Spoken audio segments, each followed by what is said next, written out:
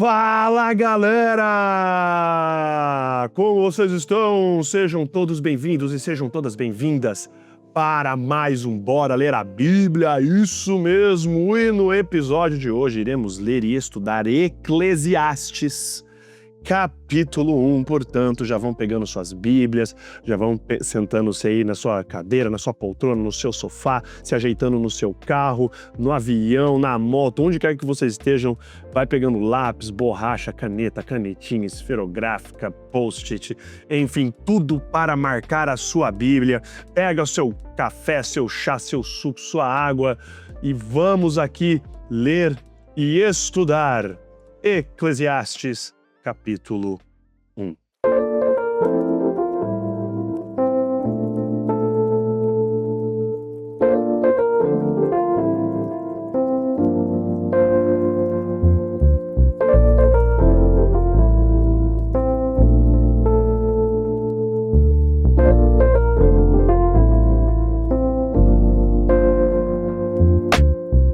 Muito bem, no episódio anterior, que foi o episódio de introdução, nós falamos aí realmente do significado do nome do livro de Eclesiastes, o autor, quando foi escrito e o tema. Isso demorou mais ou menos meia hora para a gente conversar.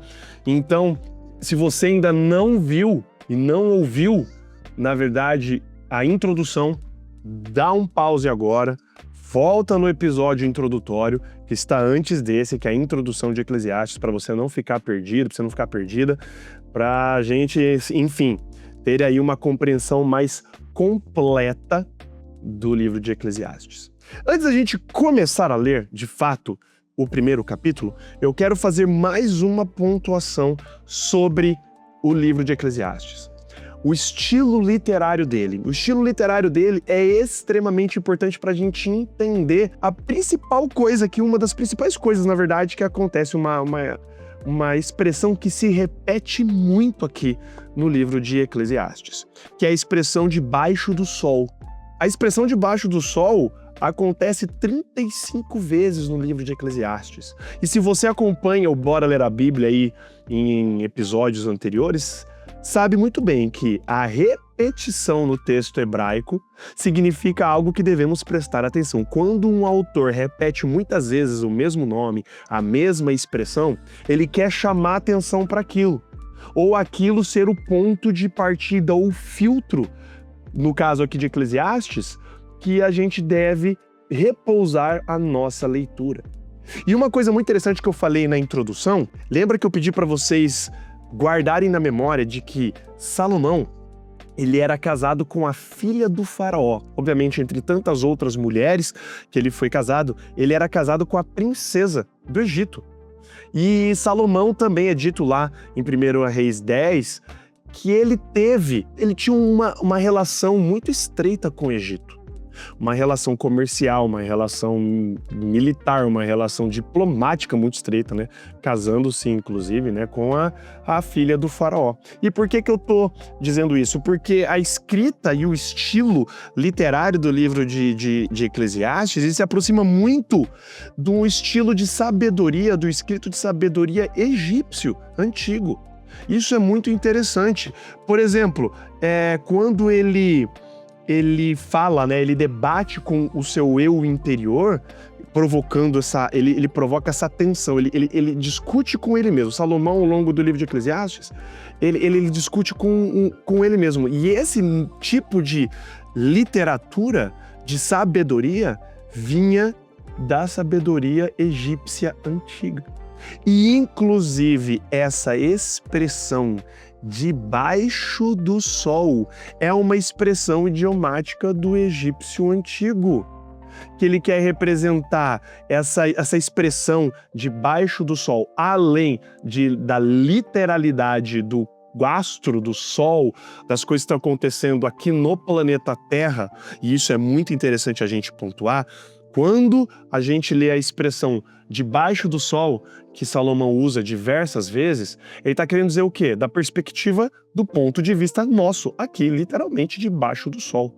Não está falando de uma perspectiva divina, ele não está falando de uma perspectiva do grande conflito entre o bem e o mal, ele está aterrissando aqui, ó, no dia a dia, na ordinariedade, no cotidiano da vida, debaixo literalmente do sol, do astro sol, vindo, né, de novo retomando dessa expressão egípcia, mas essa expressão idiomática do egípcio antigo, dessa sabedoria egípcia antiga, também ele coloca dessa perspectiva de uma continuidade, de uma repetição de ciclo.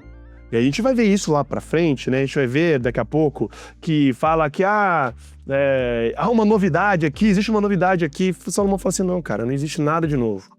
Tudo é um ciclo, tudo se repete, né? E a gente vai ler daqui a pouco isso também, mas nós temos que ter isso muito bem fixado na nossa cabeça. Essa expressão debaixo do sol, que é usada em Eclesiastes, significa dessa perspectiva humana da vida e dos absurdos da vida, e também traz essa noção de ciclo repetitivo, de continuidade, de algo que não tem fim, que se repete indefinidamente, né? Isso é como se fosse uma chave para a gente desbloquear aqui a grande temática ou o raciocínio por detrás da escrita de Salomão. Muito bem, vamos começar a ler então, dito isso, vamos começar a ler aqui capítulo 1, verso 1 de Eclesiastes na minha Bíblia, que está na Nova Versão Transformadora, começa assim. Estas são as palavras do Mestre, filho de Davi, que reinou em Jerusalém.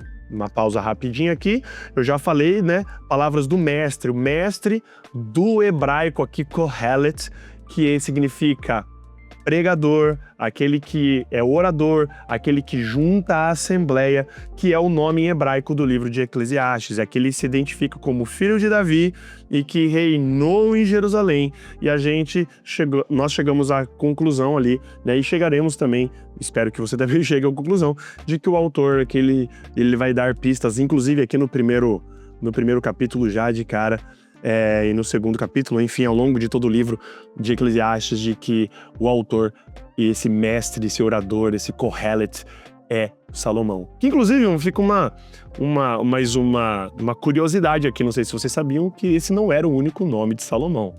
Salomão foi o nome que Davi deu para o seu filho, mas vocês sabiam que Salomão tinha um outro nome dado por Deus? Sem pesquisar, sem nada, vê se você já ouviu falar disso. Salomão tinha um outro nome. Caso você não saiba, um outro nome de Salomão, o nome que Deus pediu para Salomão ser chamado, era Gedidias, que significa amado do Senhor. Olha que interessante isso, né? Amado do Senhor. Esse nome de Salomão você pode encontrar lá em, deixa eu ver aqui, 2 Samuel, capítulo 12 e verso 25. 2 Samuel 12, verso 25 fala assim: enviou o profeta Natã, Deus, né, com uma mensagem a Davi. E Natã deu ao menino o nome de Gedidias, ou Deus deu o nome de Gedidias, que significa amado do Senhor. Então fica uma curiosidade aí, caso você não sabia, que Salomão tinha o nome de Gedidias. Talvez esse nome tenha sido usado pelas pessoas, né, durante o reinado de Salomão, chamavam ele de Gedidias, talvez, e nós não saberemos, nós não sabemos. Mas vamos continuar então. Essas são as palavras do mestre, filho de Davi, que reinou em Jerusalém. Verso 2. Nada faz sentido, diz o mestre. Nada faz o menor sentido. Porque as pessoas ganham com todo o seu árduo trabalho debaixo do sol. Gerações vêm e gerações vão, mas a terra permanece a mesma. O sol nasce, o sol se põe e logo retorna ao seu lugar para nascer outra vez. O vento sopra para o sul, depois para o norte, dá voltas e mais voltas, soprando em círculos. Os rios correm para o mar, mas ele nunca se enche. A água retorna aos rios e corre novamente para o mar. Para quê? Paramos aqui no verso 7. Você vê aqui que no começo, Salomão ele começa falando, né, de que nada faz o menor sentido. E lembrando de novo, debaixo do sol, da perspectiva nossa humana, quando a gente começa a observar as coisas que acontecem ao nosso redor, se você tem o mínimo poder de observação, quando você observa as coisas acontecendo ao nosso redor, realmente, cara, não faz sentido. Tudo se repete, as tragédias, as coisas boas, tudo vai se repetindo, mas de um jeito que chega aqui na conclusão de Salomão, que, cara, tipo, tá ligado? Que o negócio fica chato, tipo assim, ele observou, né, que nada faz sentido porque tudo se repete, né? E aqui vem uma coisa agora muito interessante, que vem a partir aí do verso 5 até o verso 7, e isso é um negócio que eu gostei demais. Essa palavra, primeiro, né, nada faz sentido, nada faz o menor sentido. Em outras traduções é traduzido como inutilidade ou vaidade, tudo é vaidade. Essa palavrinha aqui, ela é também importantíssima. A palavra que significa vaidade, que é traduzido como vaidade, ou como nada faz sentido, é a palavra hebraica Habel, ou Rebel, H-E-B-E-L, Rebel, que é, olha só, a mesma raiz do nome, né? O nome de Abel, lá de Caim e Abel, Rebel, que significa o quê? Vapor, sopro. Ele é para se referir a algo transitório, algo que é efêmero, algo que aparece e no outro momento já desaparece. Ele também é usado para se referir aos ídolos, que é como coisas sem valor, coisas vãs, algo rebel, algo inútil, algo que não faz sentido, que é também usado para descrever os ídolos que eram adorados. Mas uma coisa que me chama muito a atenção estudando isso, que eu gostei demais, é que o uso da palavra rebel, ela significa muito mais do que apenas vaidade ou coisa sem sentido. Ele se refere a um estágio que precede a criação do mundo. Quando a gente vê a palavra revel, que é o vapor, ele está em conexão com a palavra vazio, lá do começo da criação do mundo. Quando a terra era sem forma e vazia, que é do hebraico tohu vabohu, que fala dessa terra pré-formada, desse canvas, desse quadro em branco ainda para ser pintado, algo que e aí a gente estudou isso lá no livro no Bora Ler a Bíblia de Gênesis. Caso você não tenha estudado, não tenha ouvido, pois eu convido muito você a ir lá no estudo de Gênesis, para mim de Gênesis 1, 2 e 3 ali, que são assim fenomenais. A expressão tohu vabohu, que é sem forma e vazia, não significa literalmente algo sem forma e vazio. Significa algo sem propósito, sem objetivo, sem sentido, algo desértico, um caos, um deserto, que era o estágio que se encontrava aqui esse planetão antes da criação de Deus.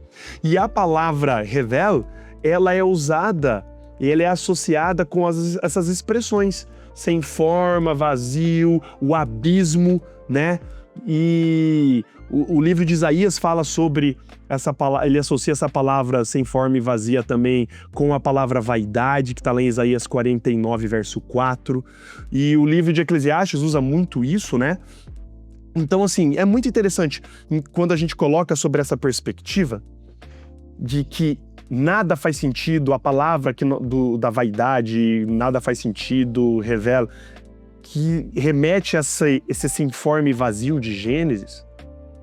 Quando Salomão fala que nada faz sentido, que tudo é inútil, ou que tudo é vaidade, dependendo da sua tradução, ele está colocando essa vida aqui como se, em certo aspecto, nós estivéssemos ainda num processo pré-criação, naquele caos, naquela coisa que não faz sentido, aquela coisa que, cara, você olha para todo lado, você vê algo sem forma e vazio, algo inútil, algo sem objetivo, sem propósito.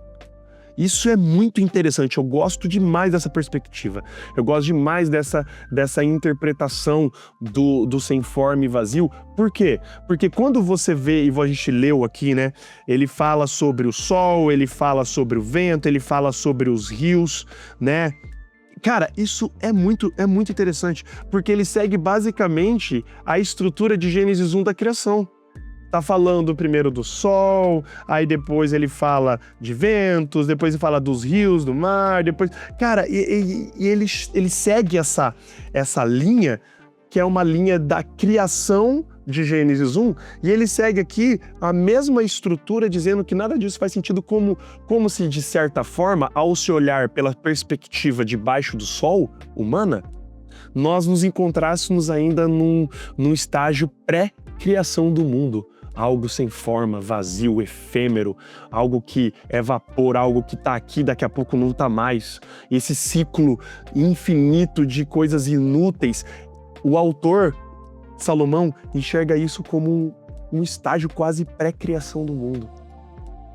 E o que faz sentido, se for para pensar de certa forma, é que depois que Deus cria o mundo, que ele coloca o sentido nas coisas, num mundo sem pecado, um mundo sem morte, um mundo sem dor, isso faz sentido no mundo com Deus. Agora, um mundo que é um caos, um mundo de pecado, um mundo que as tragédias se repetem, um mundo das coisas inúteis, isso remete realmente a um mundo pré-criação, pré-dedo de Deus aqui intervindo, De novo, sobre essa perspectiva humana das coisas, dos eventos e dessa continuidade do mundo. E ele continua aqui no verso 8, ó. Tudo é tão cansativo que não há como descrever. Não importa quanto vemos, nunca ficamos satisfeitos. Não importa o quanto ouvimos, nunca nos contentamos. A história, verso 9, simplesmente se repete. O que foi feito antes será feito outra vez. Nada debaixo do sol é realmente novo. De vez em quando, alguém diz, isto é novidade. O fato, porém, é que nada é realmente novo. Não nos lembramos do que aconteceu no passado e as gerações futuras tampouco se lembrarão do que fazemos hoje. Eu quero parar aqui no verso 10 com essa reflexão aqui de Salomão. Quando Salomão observa que está tudo nesse estágio de vaidade, nesse estágio de que nada faz sentido, nesse estágio, entre aspas, pré-criação do mundo, no estágio de vapor, no estágio efêmero, ele fala assim, cara, tudo é tão cansativo, outras versões falam enfadonho, Um negócio que cansa, um negócio que dá canseira, essas coisas trazem canseira. Salomão, no final da vida dele, olha para isso e fala assim, nossa, cara, eu achava que tudo isso era novidade, mas não. Tudo isso é uma repetição, debaixo do sol tudo se repete, esse ciclo é infinito, não importa o quanto a gente ouve, a gente nunca se contenta, não importa o quanto a gente vê, a gente nunca fica satisfeito, A história simplesmente se repete. E aí ele termina aqui no verso 10 falando assim, a gente não se lembra nada do que aconteceu no passado. E as gerações futuras tampouco se lembrarão do que faremos hoje. E aí fica, de novo, um pensamento, Eu nas aulas que eu dou, às vezes nos sermões que eu falo, que eu prego, eu trago essa reflexão. Gente, se você for parar pra pensar, Você sabe quem foi o seu bisavô? Você sabe quais eram os sonhos e planos do seu bisavô? Você sabe onde seu bisavô nasceu? Como que foi a vida dele? Quais eram os planos? Como ele enxergava a vida? Como ele enxergava o mundo? Do que ele não gostava? Qual era a visão de Deus, de mundo, de espaço do seu bisavô? Você sabe quem foi o seu tataravô? Sua tataravó? Você sabe qual eram os sonhos da sua tataravó? Onde ela nasceu? Quem foi a família dela? De onde ela veio? Vocês estão entendendo onde eu quero chegar? A gente não conhece a história da nossa própria família muitas vezes. A gente não sabe, a gente pula 3 gerações para trás da minha família, da sua família. Você não sabe, a gente não sabe. E do mesmo jeito, isso é um jeito, debaixo do sol, nessa perspectiva humana, o que nós estamos fazendo agora, hoje, o que eu estou fazendo aqui agora, gravando Bora Ler a Bíblia, tudo que eu tenho estudado, os meus sonhos, os meus planos, os meus projetos, a família que eu constituo, a família que ainda irei construir um dia com os meus filhos, daqui 3 gerações, se o mundo ainda existir, eles não vão fazer a menor ideia de quem eu fui. Quem foi Gustavo Ferelli? Quais os sonhos, quais os planos dele? É isso que Salomão fala, que tudo se repete, sabe? Nós não nos lembramos do que aconteceu no passado. E as gerações futuras tampouco se lembrarão do que fazemos hoje. Isso tem que colocar isso me coloca uma humildade, nos coloca num lugar porque a gente às vezes sofre daquela síndrome do protagonista, sabe? Quantos aqui já não se sentiram os protagonistas da própria vida, acha que o mundo gira em torno do seu próprio umbigo, que você é um ser que é iluminado, você é uma pessoa especialíssima e que você acha que você é a protagonista do seu próprio filme, você se acha o protagonista do seu próprio filme. Todo mundo que está ao teu redor é um bando de NPC, né? Que estão ali para servir o personagem principal, para desenvolver o arco principal, que é a sua história, né? E quando a gente olha isso, Salomão escreve isso e nos coloca realmente no nosso devido lugar. A gente não se lembra do que aconteceu no passado e a gente não vai ser lembrado no futuro. E isso tem que nos colocar não numa perspectiva pessimista, mas numa perspectiva de humildade. De o que você está fazendo aqui realmente importa para os que estão aqui. O legado que talvez você deixe para o futuro, você não tem controle sobre isso, né? Aposto que Salomão, quando estava escrevendo isso, ele nunca imaginaria que quase 3.000 anos depois estaríamos lendo sobre ele. Essa perspectiva de que nós deixaremos um legado e tudo mais, não, a gente não sabe, a gente talvez nem seja lembrado, nem por nome. Eu nem sei quem foi. Se eu não pesquisar, eu não sei quem foi meus tataravós. Meu tataravô, minha tataravó, de onde eles vieram, onde eles viveram. Não lembro nem nome, não sei nem nome. Isso me coloca uma humildade de que eu não sou o protagonista da minha vida. Eu não sou tão importante quanto eu pensava que eu era. Às vezes a gente se acha a última bolacha do pacote, né? A gente se acha o bichão, a gente se acha o cara, a mina, né? E não, cara. Numa perspectiva de vida, de planeta e da história do planeta Terra, nós somos revel, nós somos um sopro, nós somos um vapor. Sua história, minha história, é tudo um vapor. Da perspectiva aqui debaixo do sol. E aí vamos continuar aqui no verso 12. Eu, o mestre, fui rei de Israel e vivi em Jerusalém. E aqui mais uma dica, né? De que o filho de Davi, ele foi mestre, rei de Israel, viveu em Jerusalém. Mais uma dica aqui, mais uma pista apontando para Salomão. Verso 13. Dediquei-me a buscar o entendimento e a usar a sabedoria para examinar tudo que se faz debaixo do céu. Descobri que Deus deu uma existência trágica à humanidade. E aqui, cara, a gente fala que ele observa, né? Ele fala que Deus deu uma existência trágica à humanidade. E, de novo, sempre quando a gente lê, sempre eu vou pontuar isso. É sempre de uma perspectiva puramente humanista que ele está vindo, do ponto de a perspectiva do ser humano. E qual que é essa existência trágica que ele se refere? É o que está logo abaixo. Quando ele termina a parte dele em terceira pessoa, ele começa em primeira pessoa, olha só. Observei, verso 14. Tudo que acontece debaixo do sol, e de fato nada faz sentido, é como correr atrás do vento. É vaidade, é revela, é vapor. O que está errado não pode ser corrigido. O que ainda falta não pode ser recuperado. E eu disse a mim mesmo, verso 16, sou mais sábio que todos os reis que governaram em Jerusalém antes de mim. Tenho mais sabedoria e conhecimento que eles. Então me dediquei a aprender de tudo, desde a sabedoria até a loucura e a insensatez. Descobri, por experiência, que procurar essas coisas também é como correr atrás do vento, ou seja, é inútil. Verso 18, quanto maior a sabedoria, maior a aflição.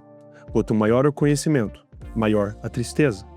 E eu quero fazer um resumo dos versos 14 do verso 14 até o verso 18, resumindo o que Salomão está querendo dizer essa existência trágica da humanidade é o quê?